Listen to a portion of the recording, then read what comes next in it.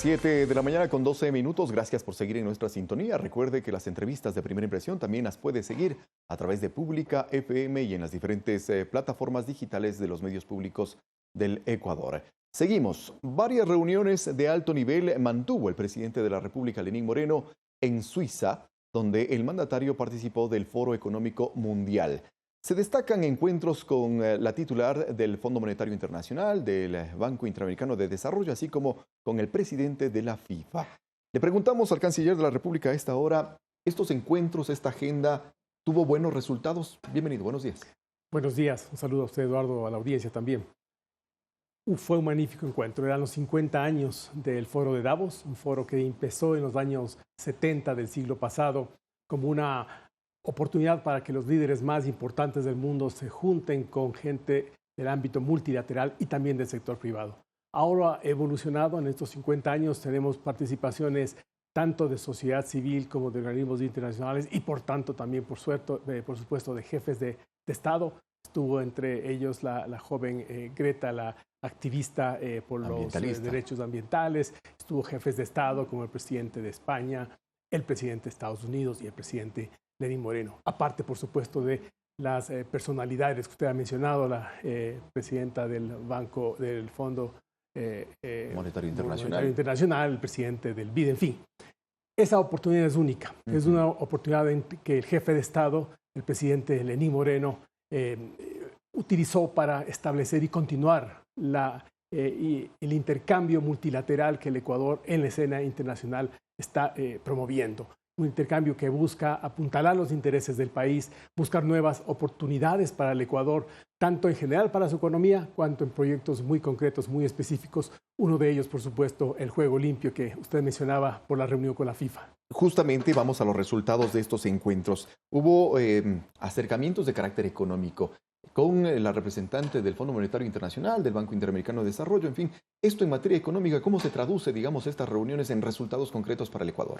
Se traduce en una consolidación de las posiciones y de los proyectos del Ecuador con los organismos multilaterales de crédito, Fondo Monetario, Banco Mundial, Banco Interamericano de Desarrollo.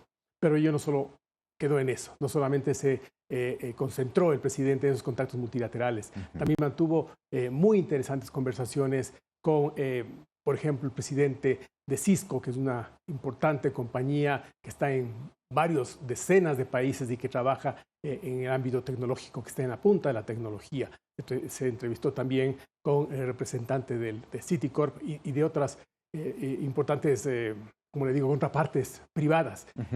El trabajo y la visión internacional del Ecuador no se reduce, por supuesto, al ámbito multilateral estatal, que es básico, central. La Cancillería, de hecho, trabaja firmemente por eso.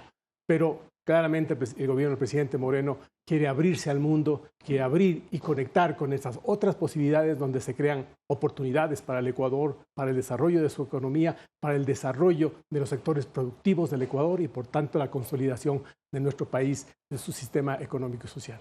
Y también lo que tiene que ver con la parte social, con el trabajo social.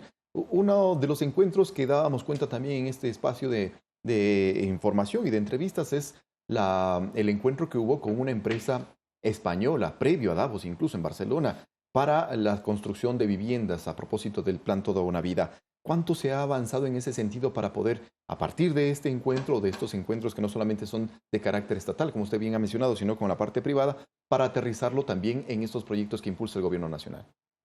En los programas centrales estratégicos del gobierno ecuatoriano, como Casa para Todos o Juego Limpio, el gobierno juega distintas estrategias apuntando todas ellas a metas muy concretas. Es decir, buscamos distintas contrapartes internacionales, aparte, por supuesto, de los recursos nacionales, a fin de que ese proyecto, de que ese programa o esos programas puedan tener la oportunidad de cristalizarse por distintas formas. Efectivamente, en Barcelona se mantuvo con otras contrapartes españolas, en este caso, buscando ese propósito de que el Casa para Todos sea un proyecto que tenga distintos sustentos y aportes, apuntando todos ellos a los objetivos del Ecuador en cuanto a la provisión de soluciones habitacionales a los ecuatorianos.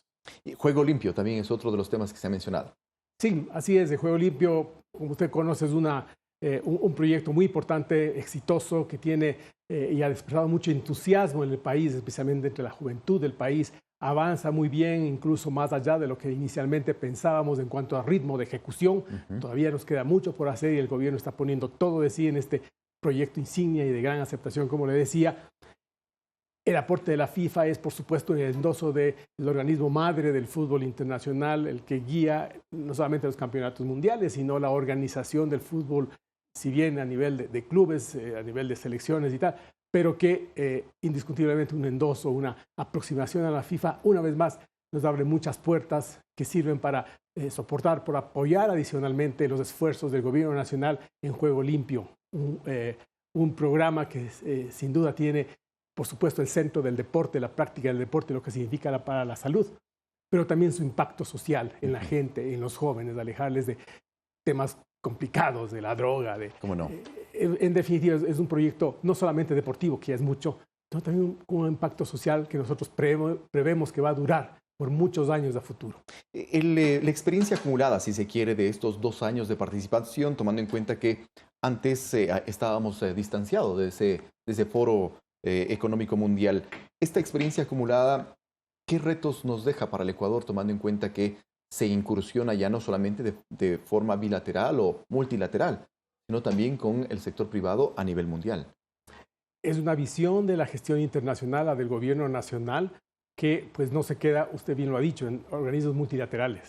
No que queramos o querramos quitarles importancia, todo lo contrario, ¿no? El Ecuador es un firme partidario del multilateralismo, firme partidario de apoyar la integración regional, de apoyar la integración hemisférica a la Organización de Estados Americanos o a la Organización de las Naciones Unidas.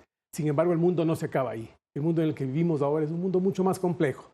Hay otros actores que están en la escena. Por supuesto, actores económicos, grandes empresas, grandes conglomerados, pero también la sociedad civil internacional.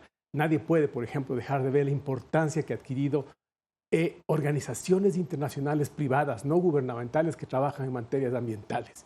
Lejos de verles a ellas como una especie de objetores, como a veces alguien les puede mirar. Así es. Nosotros creemos que son socios o pueden ser socios de la acción de los estados en la búsqueda de algo que a todos nosotros nos interesa, a todos los países, a todo el mundo. Por ejemplo, conservar un ambiente sano para las futuras generaciones, por ejemplo, combatir el cambio climático, la contaminación de las aguas, del plástico en los océanos, en fin, son metas en las que todos podemos y debemos meter el hombro. Y digamos, en este encuentro hay ese compromiso, llega el mensaje, se menciona, se hace noticia a nivel mundial, pero en los líderes, tanto del sector privado como de los diferentes gobiernos, hay ese compromiso de asumir ese reto. Llega, definitivamente, ¿no?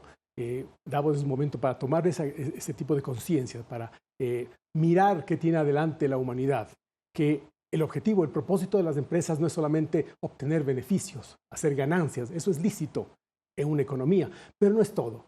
Una empresa nacional, pero también las internacionales, las que operan en varios países, tienen también propósitos de contenido social, de compromiso con el planeta, de compromiso con los países que están en desarrollo, de situaciones que nos involucra a todos. Me parece que esta ocasión, por ejemplo, los foros de Davos, donde estuvo el presidente Lenín Moreno, sirven para eso, para que esa conciencia universal vaya tomando forma y llegue a todos los actores del acontecer económico mundial. Quisiera ir cerrando ya este diálogo con el canciller de la República, mencionando quizás una parte de la entrevista que se realizó la semana pasada con el exministro de Gobierno, embajador Mauricio Gándara, referente al trabajo del Gobierno Nacional y de las diferentes instituciones del Estado en cuanto al informe de la CIDH sobre lo ocurrido en octubre pasado. Escuchemos, por favor. Cierto que carga la responsabilidad más en el gobierno que en los manifestantes. En eso creo que no hay equilibrio. Y pienso que en mucho puede haber una falla de los representantes del gobierno o del Estado ecuatoriano, no solo del gobierno, sino del Estado como tal. ¿En qué sentido? En presentar el caso. Porque si uno les lleva y les dicen cómo destruyeron la ciudad de Quito, cómo destruyeron las haciendas aledañas a Quito, si uno presenta cómo le humillaron al presidente de la República, ¿no es cierto?, aquí en la reunión. Entonces, eso podría haber nivelado. Me parece que no ha habido suficiente, una cuestión orgánica, organizada de presentación del caso. Canciller, ahí usted escuchaba un poco la crítica también que apunta al gobierno, y no solamente al gobierno, sino a las diferentes instituciones del Estado. ¿Se hicieron los deberes, se hicieron las tareas?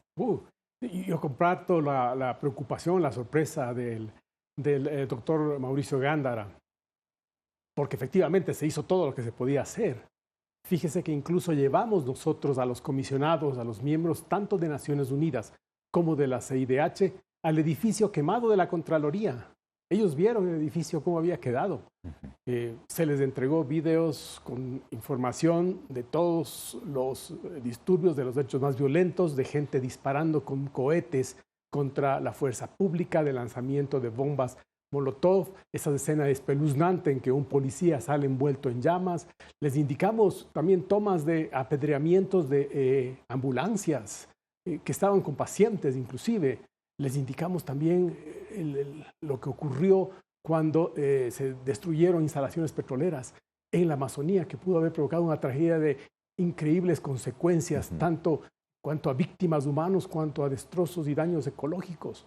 Todo eso les fue enseñado. Y por supuesto también, ya que lo mencionaba el doctor Gándara, los videos donde uno de los líderes en el Ágora de la Casa de la Cultura insulta de una manera absolutamente, no tengo calificativos, ¿no? Deplorable.